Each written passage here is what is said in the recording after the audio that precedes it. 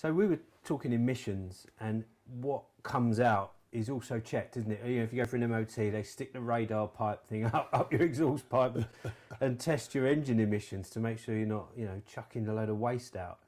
And it was just a reminder for us that you can get alongside guys, and when, as we've already said, when you're close, when you're mates, you can see stuff, you hear stuff, or you'll know that their lives or their actions, in secret perhaps, are pointing them to a degree or two off the path that they should be on.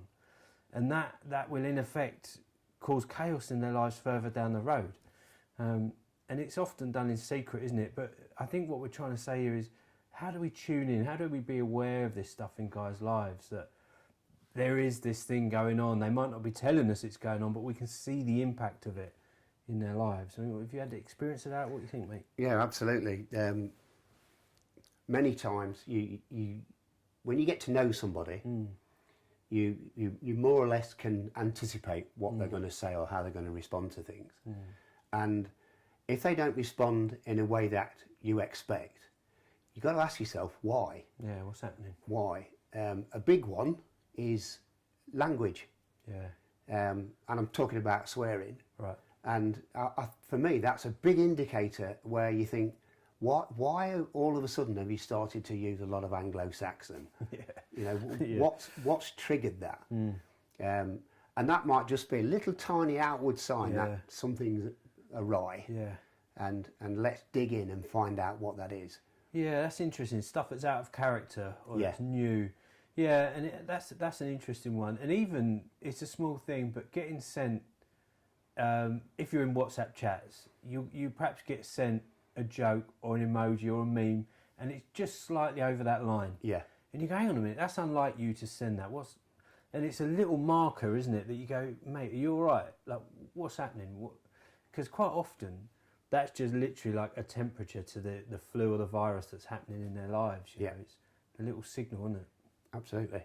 I mean, and it could be something as simple as that. Yeah. And if we're tuned in, and we're talking about emissions, if we're tuned into this, then you're going to pick it up. But again, you've got to have that relationship with a fella. Yeah. Otherwise, it's just going to go over you. Yeah, and don't ignore it.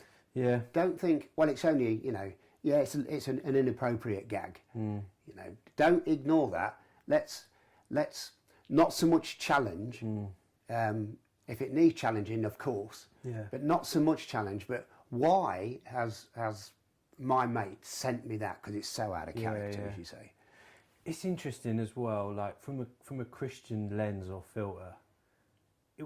When you decide to go after holiness in your life, it's a radical shift. Very much so. Isn't it? When you decide to say, actually, that way of life is dead to me. In every strength I have, I'm gonna choose a different path.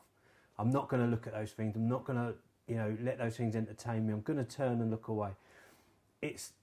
I've never experienced it other than in that decision of holiness and saying, God, I'm going to seek you.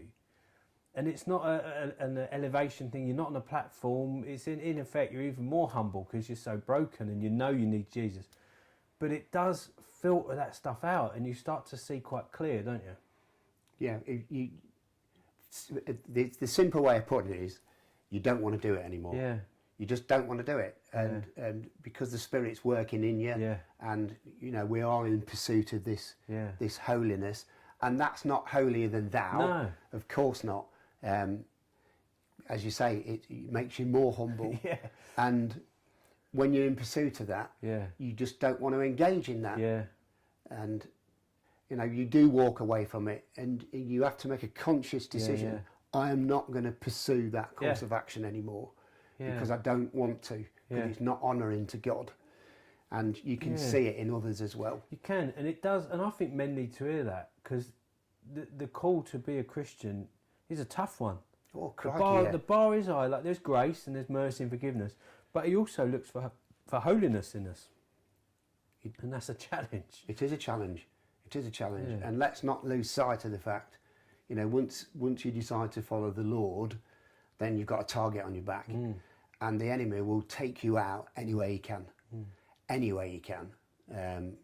And if you start to sort of acquiesce with what's going on in the world, And I'm just thinking about some of the stuff I got involved in the past, which I suppose I tried to write off as banter. There's banter and then there's dishonouring God. Yeah, sure. And there's a big difference. Knowing that line. Yeah, knowing that line.